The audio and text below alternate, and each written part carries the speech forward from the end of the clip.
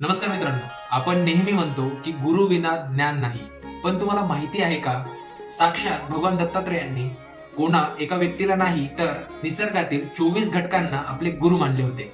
आजच्या व्हिडिओमधून आपण हे 24 गुरु कोणते व त्या 24 गुरूंमधून आपल्याला काय काय बोध मिळतो हे आपण जाणून घेणार आहोत.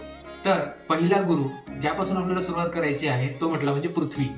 पृथ्वी सर्वांचा भार सोसते. लोक तिच्यावरती आघात करतात तरी देखील ती शांत असते. त्याच पद्धतीमध्ये पृथ्वीकडून सहनशीलता ही गोष्ट शिकायला मिळते. म्हणून गुरु दत्तात्रेयांनी पृथ्वीला पहिला गुरु मानलेला आहे. पुढील गुरु वायू. वारा सुवासिक किंवा दुर्गंधयुक्त जागेवरून वाहिला तरी तो स्वतः अलिप्त असतो. हीच गोष्ट आपल्याला वायूकडनं शिकायला मिळते. संसारात राहून देखील अलिप्त राहणे, कोणत्याही गोष्टीला जास्त माइंड न करणे, ही गोष्ट आपल्याला वायू शिकवतो. म्हणून वायूला, वाऱ्याला गुरु दत्तात्रेयांनी गुरु मानलेला आहे.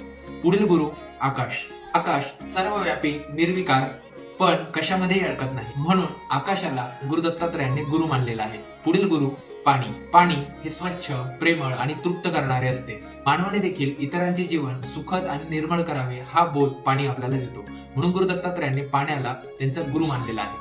पुढील गुरु अग्नी. अग्नी हा सर्व काही भक्षण करतो पण स्वतः अपवित्र होत नाही. साधकाने ज्ञानरूपी अग्नीने सर्व दोष जाळून टाकावे. ही गोष्ट आपल्याला अग्नी शिकवतो. म्हणून अग्नीला आपण त्या ठिकाणी दत्तात्रय प्रभूंनी गुरु मानलेला आहे. पुढील गुरु चंद्र.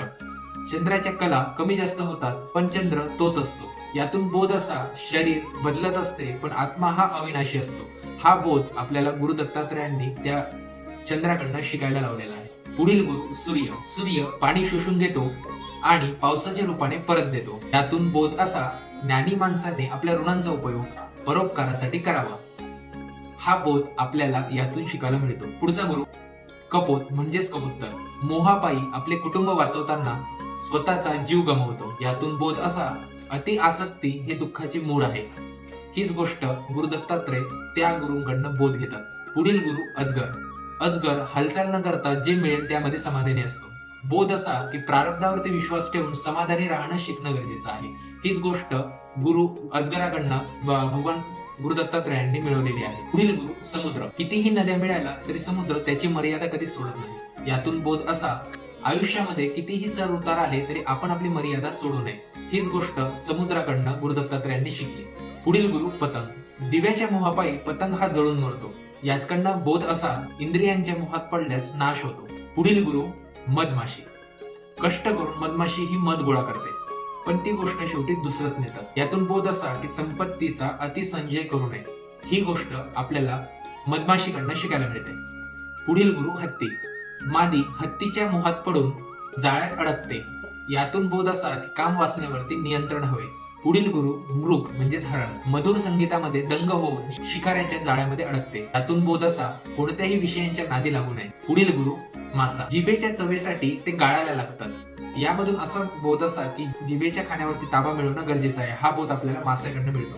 पुढील गुरु पिंगल्या वेश्या. ग्राहकाची वाट पाहून थकल्यावर तिला विरक्ती येते आणि ती सुखाची झोप घेते. बोध असा, आशा सोडली की शांती मिळते. पुढील गुरु टिटवी पक्षी. चोचीत मांस भरल्यामुळे इतर पक्षी त्याच्यावर हल्ला करतात. मांस सोडल्यावरती तो शांत होतो. बोध असा, परिग्रह सोडल्यास सुख मिळते म्हणजेच वस्तू साठवून ठेवू नये. पुढील गुरु बालक. लहान मूल कधीही चिंतेपासून मुक्त असते म्हणजेच याचा बोध असा की चिंतामुक्त जीवन जगणे. पुढील गुरु बांगड्या म्हणजेच कंकण. हातात खूप बांगड्या असल्या की आवाज होतो, एकीचा कधीच आवाज होत नाही. यातून बोध असा, त्या राहून सांध्या केल्यास एक मन एकाग्र होते. पुढील गुरु बाण बनवणारा. तो बाण बनवण्यामध्ये इतका मग्न असतो की राजाची स्वारी जवळून गेली तरी त्याला समजत नाही. यातून बोध असा, लक्षाप्रती एकाग्रता. पुढील गुरु सर्प. साप कधीही स्वतःचे घर बांधत नाही, दुसऱ्याच्याच बिळात असतो. याचा बोध असा की साधूने कधीही एका ठिकाणी राहू नये. पुढील गुरु कोळी म्हणजेच कोळी कीटक. स्वतःचे जाळे विणतो आणि स्वतःच त्यास गुरफटतो. बोध असा की ईश्वराने हे जग निर्माण केले आहे आणि तोच ते विलीन करतो. पुढील गुरु भ्रमर. अनेक फुलांमधून थोडा थोडा मध घेतो. याचा बोध असा, विविध शास्त्रातील उत्तम सारांश ग्रहण करावा. पुढील गुरु कुंभार किंवा भ्रमर कीटक भुंग.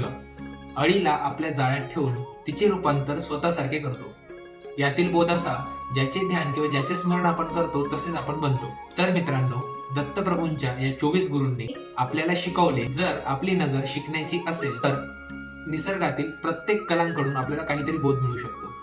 त्यातील तुम्हाला कोणता गुणधर्म यातून सर्वात जास्त आवडला किंवा कोणता गुण यातील सर्वात जास्त आवडला, त्यापासून तुम्ही काय बोध घेतला मला नक्की कमेंटच्या माध्यमातून सांगा. प्रसाद राजन, राजन ॲस्ट्रॉलॉजी न्यूमरोलॉजी. धन्यवाद. अवधूत चिंतन श्री गुरुदेव दत्त.